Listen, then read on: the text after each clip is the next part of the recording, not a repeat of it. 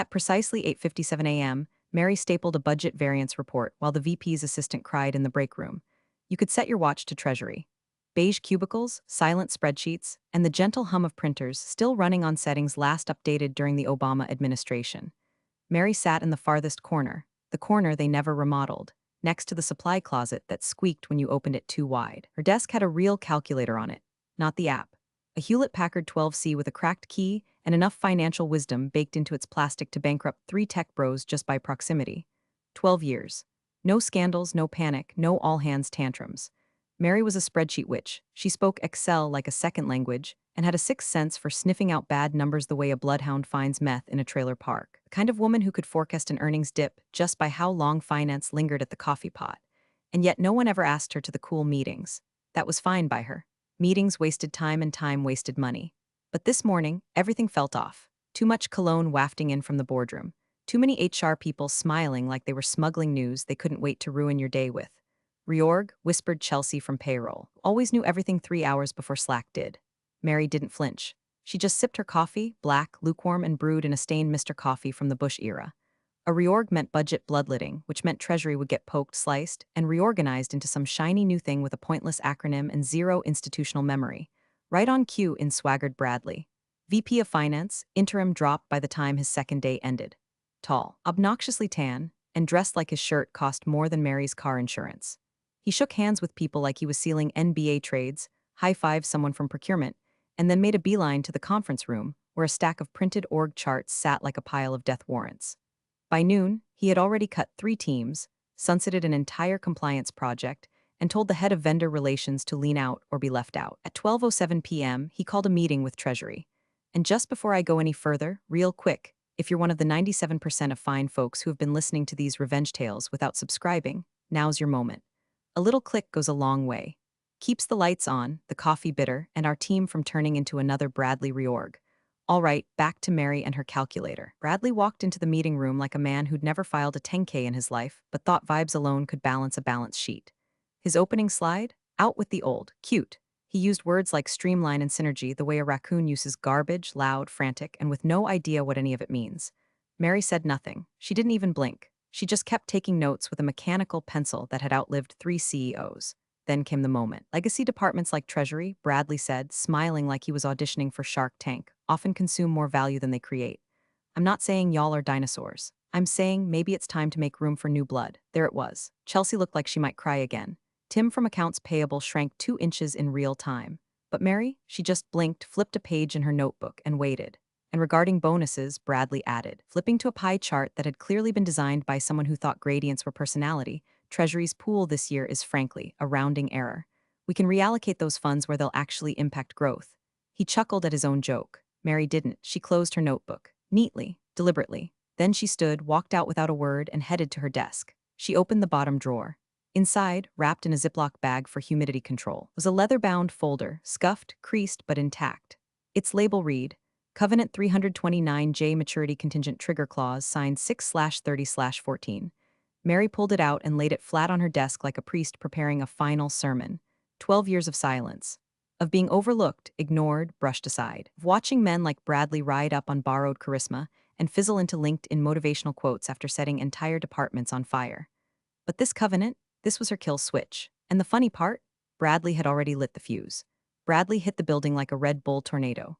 Within his first 72 hours, he'd already revamped 3 budget frameworks, renamed 2 departments, and scheduled a mandatory innovation sprint on a Sunday. He wore loafers without socks and referred to himself in the third person during presentations. Bradley doesn't just balance books, Bradley builds futures, that kind of corporate cologne. At first, folks tried to play nice. Mary didn't. She'd seen this breed before. The ones who came in hot with their MBAs and TEGS energy, who talked disruption but couldn't explain cash flow if it punched them in the 401k. Men like Bradley thought speed was strategy and that experience was a liability. To him, legacy wasn't foundation, it was fat to trim. The first time he addressed the Treasury Department, he pointed at Mary and called her a stability asset, which is corporate for antique we can't fire yet. She didn't respond. She just sat there, chewing on a dry corner of her oatmeal cookie, flipping through variance sheets like they were crime scene photos. Bradley's favorite word was relevance.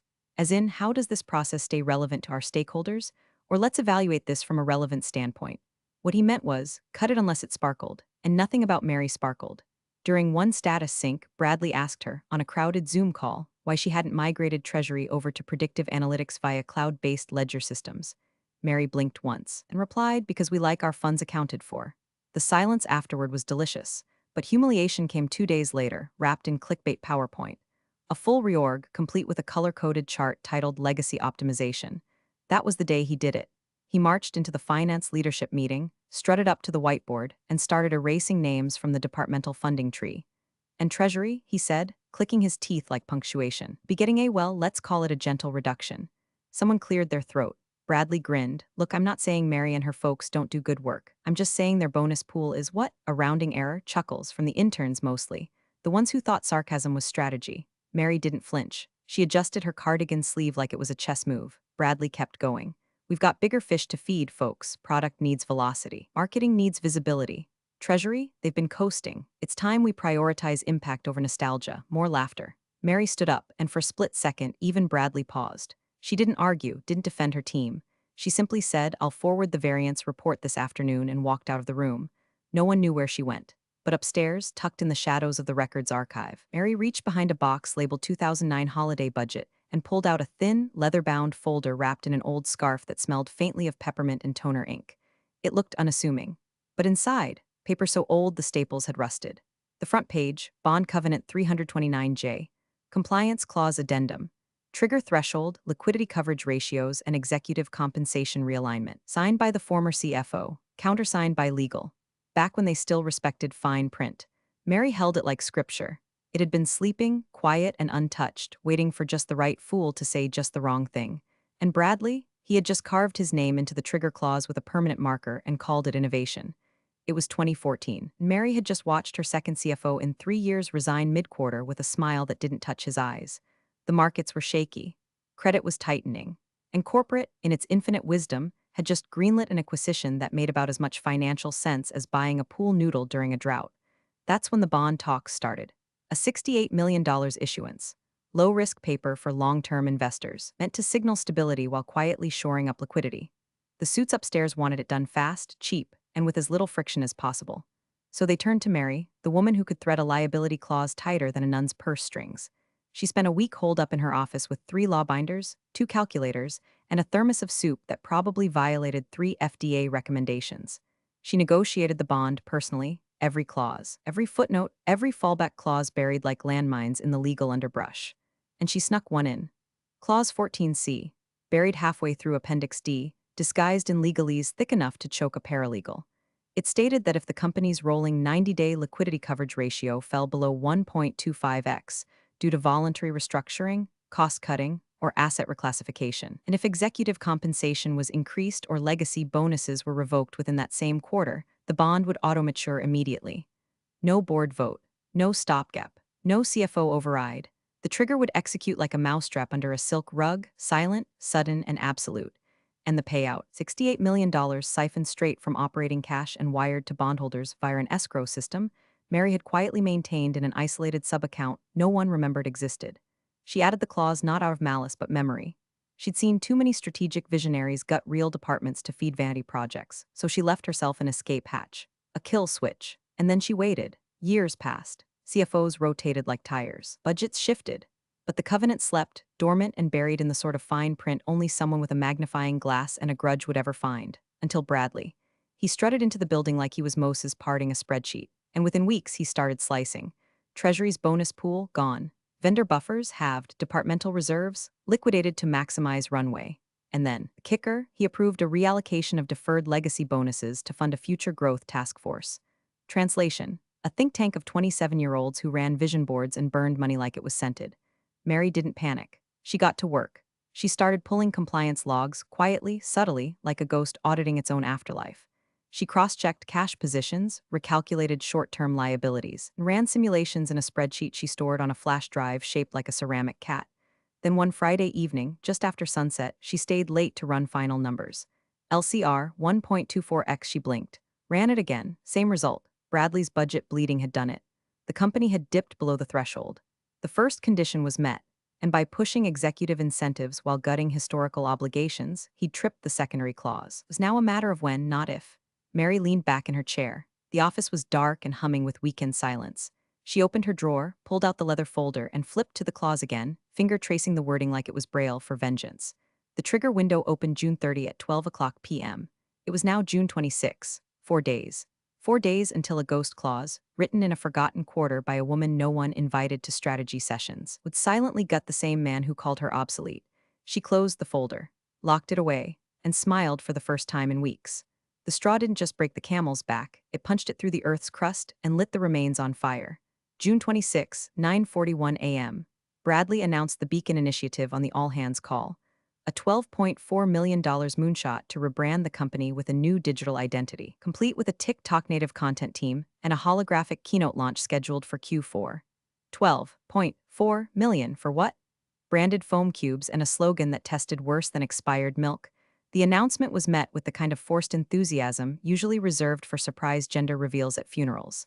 Mary didn't clap, she didn't even blink. She simply toggled over to the cash position dashboard and watched the liquidity coverage ratio tick down like a dying pulse on a heart monitor. 1.23x. It was done. He'd done it. The final straw had arrived dressed as disruption, bleeding capital into a pet project that would inevitably collapse under its own jargon.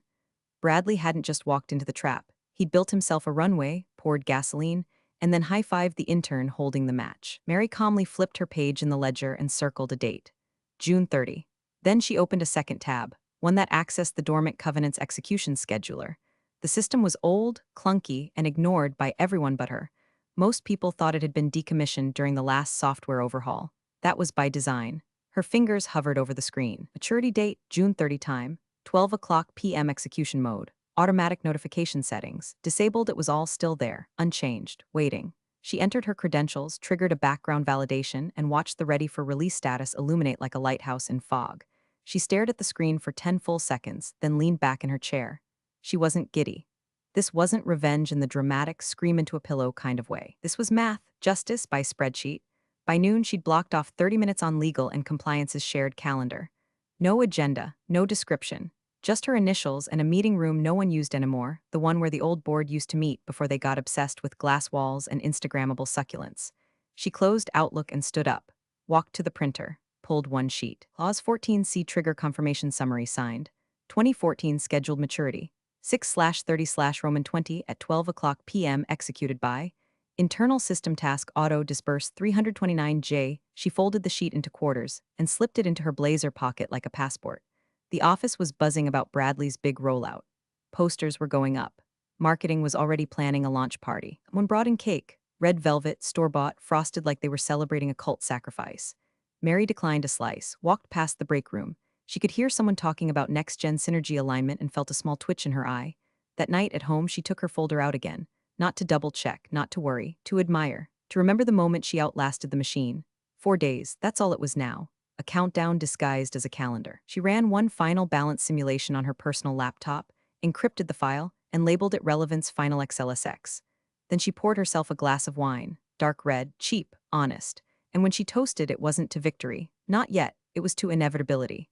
June 30 dawned sticky and bright, the kind of humid Ohio morning that made air conditioners groan like dying cows. Office was decked out like a frat house that had watched one too many Apple keynotes, banners, branded cupcakes, some kind of LED countdown ticker pulsing beacon launch. T-4 hours. Marketing interns buzzed around with clipboards and ring lights, prepping Bradley's vision address like they were staging a coronation. Bradley strutted through the halls, shaking hands and winking at executive assistants. Big day, he kept saying, big shift. He had a new blazer on, navy with white piping, and a pin that said disrupt or DIE like he was cosplaying a VC vampire. He even had the nerve to high-five the facilities guy after ordering the removal of all department bulletin boards. Mary arrived early. She walked to her desk, calm, steady, expressionless. She wasn't there for the spectacle. She wasn't there to seethe. She was there to finish her work like a woman folding laundry before the tornado hits. By 8:12 a.m., every personal item was gone. No fanfare. No cardboard box cliché, just a methodical dismantling of her workspace. The ceramic cat flash drive was clipped to her keychain. The leather folder was zipped into a gray laptop sleeve. Her desk was wiped down with a Lysol wipe like she was erasing her DNA from a crime scene. At 8:46, she opened Outlook, composed a new email. Subject line, per your rounding error. Attached, a scanned PDF of Clause 14C, the escrow trigger confirmation, and a screenshot of the live execution status, bright green and irreversible. Recipients, General Counsel, CFO, Compliance Director, and CC'd to the full board. Not Bradley. He would find out the old-fashioned way by watching the world around him collapse in real time. She scheduled it for 12:02 p.m. 12:02. 60 seconds after the bomb would silently go off. She closed her laptop, placed her badge on the desk like an offering, and slipped out to the courtyard with her iced tea. No one noticed her leave. The building was too busy filming Bradley from 5 angles while he pretended to innovate. Inside, champagne bottles chilled next to shrimp platters. Bradley was rehearsing a speech about vision capital and synergizing verticals. HR posted a picture of him holding a sparkler with the caption, "Big energy for big change." Beacon Day meanwhile, the financial system, quiet, cold, and deaf to hashtags, ticked toward noon like a guillotine. At 11:52, Mary sat under the maple tree just past the loading dock, sipping from her thermos like a woman watching the tide roll in. Her phone stayed face down in her bag. She didn't check the time. She didn't need to. She knew what noon felt like. Inside, the DJ cued the launch playlist. Somewhere, someone screamed when confetti exploded early and triggered a fire alarm. A junior analyst spilled Red Bull on the final investor deck. The CFO was mid-toast. And at exactly 12:00:01, a silent system deep within the company's financial software executed a transfer protocol tagged 329J escrow release. $68 million evaporated from the operating budget. 3 vendor wires bounced. Payroll stalled. A dozen backend services froze with a single bland system message. Account locked, covenant escrow initiated. Mary took one last sip, sighed through her nose, and smiled. Somewhere inside, panic had just begun to bloom. The kind that starts small, wait, why can't I log in, before mutating into a full-body corporate aneurysm. She picked up her bag, stood slowly, and began walking. 12 years, 8 CFOs, countless overlooked warnings, and it all came down to 60 automated seconds. And Bradley? He was about to find out that even a rounding error can empty the whole damn tank. 12:00:00 p.m. Somewhere in the humming guts of the company's financial infrastructure, a dormant line of code flicked from if to then, and reality split. 12 years of silence gave way to automation. No fireworks, no alarms, just a cold, irreversible execution. $68 million. Gone. Siphoned from the primary operations account and rerouted to a bond payout escrow like a steel pipe draining a swimming pool in seconds. Liquidity flags shot up across 3 systems. Treasury dashboards lit up like Christmas morning, red, blinking, angry. At 12:00:43, low-level IT alert pinged in the background queue. Transaction anomaly detected. Op Act 01 escrow bond 329J. No one saw it. At 12:01:09, payroll scripts began failing in cascade, salary batches stalled mid-transfer, direct deposits halted, and a contract worker in Texas received a deposit notice for $0.00 and immediately filed a support ticket. At 12:01:47, the CFO's assistant attempted to process an expense authorization for client lunches and got a system error, insufficient funds, contact compliance. By 12:02, 3 vendor wire transfers had bounced. One was for office espresso pods, another for server hosting. The third, a $400K invoice to the branding firm that built the Beacon Initiative logo. All dead in the water. Bradley, meanwhile, was mid-speech. He stood under a giant LED arch that flickered the words "We're building the future," hands stretched toward the crowd like he was blessing their mediocrity. His slides buzzed behind him, chart after chart of projections, none of which accounted for the $68 million black hole now eating the budget alive. Then his phone buzzed. Then it buzzed again, and again. He paused, glanced down, Slack texts, a missed call from legal, 4 from finance, 2 from the CFO. One simple message popped up on his screen. What did you do? The crowd watched as his expression shifted, slowly, like a man trying to piece together a language he hadn't studied since college. He lowered the mic, blinked, looked offstage. Inside, the CFO was already on the warpath. Legal was sprinting toward conference room C with copies of Clause 14C printed in trembling hands. IT was desperately trying to trace the trigger. Who authorized this? Why did it fire? Who knew? And sitting just outside under a patch of maple tree shade older than the building itself, Mary quietly unscrewed the cap on her thermos. Iced tea, extra lemon. She always packed it for high-stakes days. She didn't check her phone. She didn't need to. She'd already watched the covenant mature through a second monitor the day before. Watched the countdown like a priest counting down to absolution. She sipped, listened to a crow caw in the distance, adjusted the strap on her sensible shoes. Behind her, the firestorm began. Bradley stormed into finance demanding access to the accounts. The CFO screamed about breached liquidity covenants. Legal pointed to her printouts and repeated one phrase over and over like a spell. It's binding. It's binding. It's binding. No overrides, no reversals, no hero password to stop the bleed. Because this wasn't a hack. It was a design. Quiet, lawful, brilliant trap set a decade ago by a woman who'd been told she was obsolete. Mary reached into her tote, pulled out a paperback mystery novel, and flipped to where she left off. The plot was slow, the pacing clunky, but she liked the way the detective never rushed. Solved things with silence, watched people instead of talking. Bradley would be watching too now, watching his budget hemorrhage, his pet project implode, and his legacy collapse under the weight of his own ignorance. All while Mary sat outside, unnoticed, unreadable, and undefeated. 12 noon had come and gone, and with it the empire of hot air Bradley built on relevance.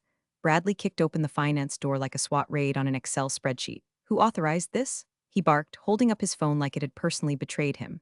Inside, chaos bloomed. Monitors glowed with error logs and dead-ended transfers. Someone from Treasury was white as a napkin, clutching a frozen dashboard like it was a Ouija board gone rogue. The CFO was pacing in a tight loop near the window, muttering liquidity thresholds like a rosary. Find the rollback key, Bradley snapped at it. There's no rollback, someone mumbled, not making eye contact. What do you mean no rollback? The head of compliance looked like he'd aged a decade in 10 minutes. He rubbed his temples, pulled a binder from the bottom drawer like he was disarming a bomb, and pointed at the clause buried in the documentation. It's a covenant. 329J, auto-executed, signed in 2014. Matured today at noon, triggered by liquidity ratio drop coupled with bonus reallocation. Bradley froze, chest heaving. No one uses that clause. That clause is obsolete. No, said legal, sliding into the room like death with a filing cabinet. It's just old, not void. Binding, executed, fully automated, fully legal. Bradley's hands clenched. Who the hell approved this? Legal flipped to the signature page, scanned it, and said one name aloud like a death knell: Mary G. Eckhart, Treasury lead. Dated July 2, 2014. For a beat, no one moved. Mary. Bradley's laugh came out strangled, brittle. You mean the woman who hoards binders and uses a calculator from the Cold War? She wrote the clause that just nuked our operations budget?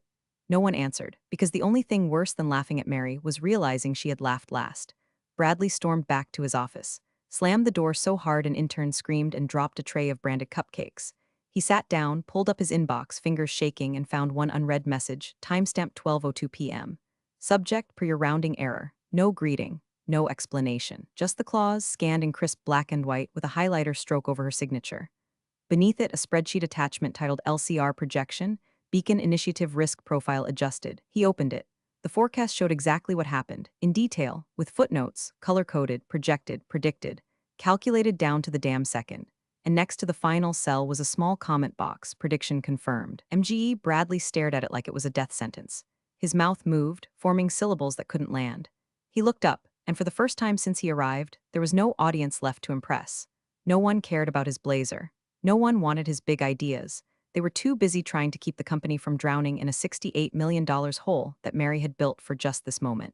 He shoved back from his desk and marched to the courtyard. Mary was still there, same bench, same iced tea, same unreadable expression. He stopped 5 feet away, chest puffed like a man trying to intimidate a mountain. You think this is funny? Mary looked up slowly. No, she said, voice flat as a ledger line. I think it's math. You blindsided the entire executive team. She shrugged. You cut our bonuses. I just rounded up. His jaw twitched. This is war, Mary. She looked past him toward the office. Her board members were already arriving early for their scheduled end-of-quarter review. No, she said quietly. This is compliance. Then she stood, slung her bag over her shoulder, and walked past him like he wasn't even there. She didn't look back. She didn't need to. The system had already spoken. And it said, Mary was here. The collapse didn't come like an explosion. It came like a slow, methodical bleed, like someone had cut an artery in the heart of the company, and no one noticed until the carpet turned red. By 2 p.m., board members were on site, not zooming in from golf courses, not sending proxies. No, they showed up in person, pale and quiet, holding tablets and scowling at financial dashboards like funeral guests reading an autopsy. An unscheduled disbursement of how much? Why wasn't this clause flagged in our audits? Who the hell approved Beacon without a cash flow revalidation? The CFO looked like a man who'd just learned his yacht was sinking with his ex-wife at the wheel.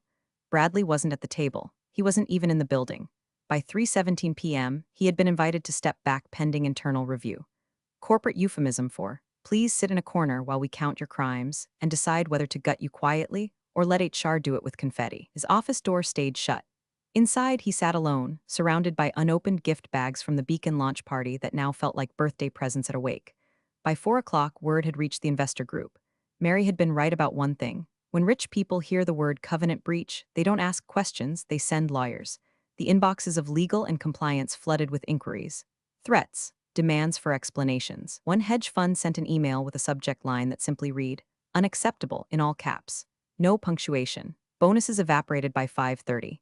The executive suite's Q2 payouts were officially revoked to reinforce fiscal stability in light of recent events. Bradley's severance clause, frozen, his equity package under review, his ego, terminal, and Mary had already gone home.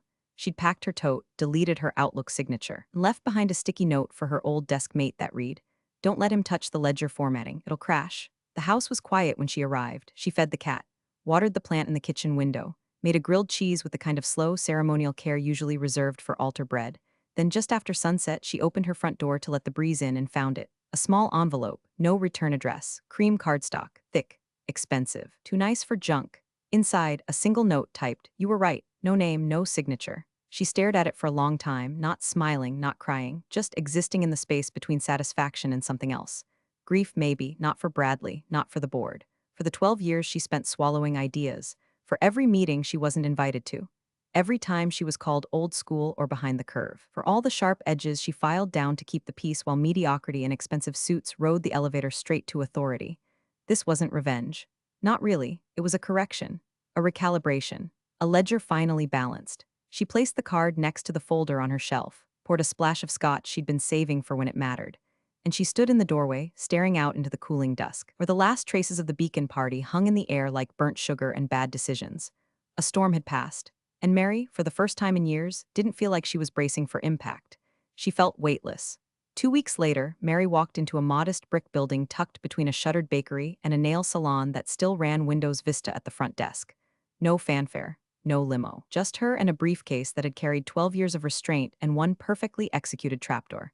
The brass plaque beside the door read, Abernathy and Co., accountants since 1972. They'd handled payroll and severance logistics for her former employer for over a decade. Solid, discreet, local. The kind of place no one noticed until the checks stopped clearing. Mary stepped through the door and was greeted by the faint smell of toner and lemon disinfectant. A receptionist, mid-20s, chipper, probably still believing in corporate mentorship, led her to the back office, where a clean desk waited with a thick file folder labeled Ownership Transfer Confidential. The current owner, Mr. Abernathy's son, was retiring early, burnt out, over-leveraged, and more than happy to sell to a cash buyer with no need for financing or partners. She hadn't haggled, she didn't need to. Mary signed in silence. Pen scratches on paper, initials where they mattered. The assistant offered her sparkling water. She declined. Just the keys, she said, and received them with a smile so small it could have been mistaken for courtesy. By noon, the papers were filed. The firm was hers. She toured the small server room, peeked into payroll operations, walked the perimeter like someone checking the fence line of a property she'd already memorized in her sleep. And then, as she reached the file archive, she paused, top shelf, metal drawer, folder labeled Severance Eckhart Bradley. She pulled it like a sword from stone, sat at the nearest desk, flipped it open. One sheet of paper. Bradley Allen Eckhart title, Vice President, Finance Termination Status, Pending Litigation Review Severance Payout, $0.00 equity vesting, revoked noncompliance clause triggered. She stared at it for a moment. Not out of disbelief, she'd already known. She had designed the conditions. But seeing it there in official ink on someone else's letterhead hit different. It was final. It was clean. It was math. She picked up the sheet, turned slowly to the shredder in the corner. Fed it in. The blades sang. She watched the white lines curl and twist as Bradley's golden parachute turned into silent confetti. Then she whispered, not to anyone in particular, just into the still air of the room, "Your bonus was a rounding error, so I rounded everything else to 0. And that was it. No parade, no press release. No Instagrammable triumph. Just a quiet woman in sensible shoes, sitting in a plain office, sipping weak coffee and smiling at a ledger that finally, had no outstanding balance. Thanks for watching, you cubicle warriors. Hit that subscribe button. Unless you're my old boss, then you're on your own. Revenge of the coffee pot strikes again.